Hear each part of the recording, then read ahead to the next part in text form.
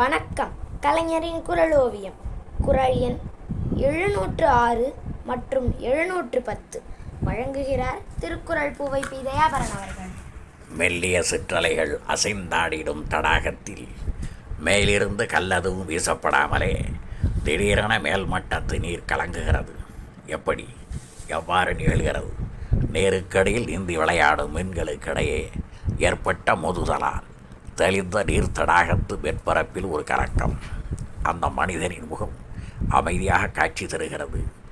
தென்றலின் கரம்பட்டு அந்த இன்பத்தை சுவைத்திடும் புன்னகை வேறு. அமைதி நிரம்பி அந்த முகத்திலே ஒளி நடனம் ஆடிக்கொண்டிருக்கிறது. அவனது உயிர்த்தோழன் அவனருகே அமர்ந்து சமண பௌத்த துறவிகள் எவ்வாறெல்லாம் துன்பங்களை ஏற்றுக்கொண்டு தாங்கள் கொண்ட கொள்கைகளை உலக மக்களுக்கு எடுத்து சொல்லி பரப்பிட ஓய்வின்றி உழைத்தனர் என்ற உள்ளமுறுக்கும் நிகழ்ச்சிகளையெல்லாம் வகைப்படுத்தி சொல்லி கொண்டிருக்கிறான். அந்த மனிதர்களின் மாண்புகள் கேட்டு அவன் அந்த நிகழ்ச்சிகளோடு ஊன்றி போய்விடுகிறான். தெளிந்த மெல்லிய சிற்றலைகள் அசைந்தாடிடும் அமைதியான தடாகம் போன்று அவன் முகம் விளங்குகிறது. எங்கிருந்தோ ஓர் இசைப்பாடல் ஒலிக்கிறது. ஆம், அவன் கேட்ட பாடல், பல முறையும் கேட்ட பாடல். என்ப அமுதே, அன்பின் உயிரே, இதயமலரே, உதயக்கதிரே, என்னை மறந்து உன்னை தழுவ, உன்னை மறந்து என்னை தழுவ, அருகில் வருக, அள்ளி பொழிக. அவள் பாடியது, அவனும் இணைந்து பாடியது. இப்போது அவள் பாடவில்லை, அவனும் பாடவில்லை. அவர்கள் பாடியது யாரோ ஒருத்தி எங்கிருந்தோ பாடுகிறாள். அவளுக்கு இப்போது பாடுகிறவனை பற்றி கவலை இல்லை. அப்போது பாடினாளே அந்த அழகரசி, அவள் இப்போது இல்லை. அவளை இயற்கை பறித்தோடி சென்று விட்டது. பல திங்கள்கள் பறந்து விட்டன. இப்போது அதே பாட்டு, அதே பாட்டு அவன் நெஞ்ச தடாகத்தின் கீழ்ப்பரப்பில் மீன்கள் மூட்டிக்கொள்கின்றன. எத்தனையோ நினைவுகள், எத்தனையோ நிகழ்ச்சிகள் ஒன்றோடொன்று மோதிக்கொள்கின்றன. அக்குளத்தின் மேற்பரப்பு முகம்தானே அதில் ஆதிக்கம் செலுத்தி கொண்டிருந்த அமைதியை காணவில்லை.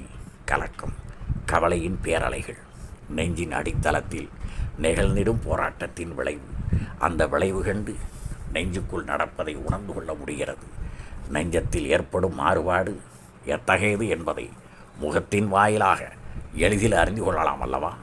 தன்னெதிரில் உள்ளதை தன்பால் காட்டுகின்ற கண்ணாடியை போல் அகத்தில் ஏற்படும் உணர்வுகளை முகம் தன் மூலமாக காட்டிவிடுகிறது என்கிறார் வள்ளுவர். அமைதியின் மெருகு பொலிவை வழங்கிடும் வண்ணம் விளங்கி அவன் முகத்தில் எங்கிருந்தோ ஒலித்த ஒரு பாடல் எத்தகைய சோக குந்தளிப்பை உருவாக்கிவிட்டது. இது அவனது நெஞ்சத்தை அப்படியே பிரதிபலிக்கும் கண்ணாடிதானே. எனவே அகத்தை பிரதிபலிக்கும் கண்ணாடி முகம்தானே. அடுத்தது காட்டும் பளிங்குவோல் நெஞ்சம் கடுத்தது காட்டும் முகம். என்னதான் மனப்புயலை மறக்க முயன்றாலும், மன உணர்வுகளை ஒளித்திட முயன்றாலும், தன்னை அடுத்துள்ள பொருளை தன்னிடம் காட்டுகிற கண்ணாடியைப் போல முகம் காட்டிவிடும். அங்கிருந்த உயிர்த்தோழன் தனது நண்பனின் முகமாற்றத்தை காணுகிறான். இசை ஒளியையும் கேட்கிறான். நண்பனின் முகம் ஏன் இப்படி மாறிவிட்டது என்பதை நுட்பமாக அவனால் அறிந்து கொள்ள முடிகிறது.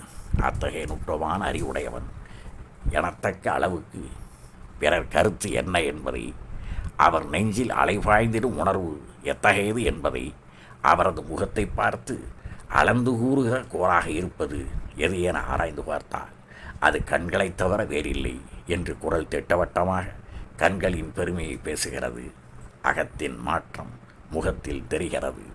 அப்படி தெரிவதை அளந்து சொல்லும் கோலாக கண் விளங்குகிறது. நுண்ணிய வெண்பார் அளக்குங்கோல் காணுங்கால் கண்ணல்லது இல்லை பெற. அதிகாரம் குறிப்பறிதல்.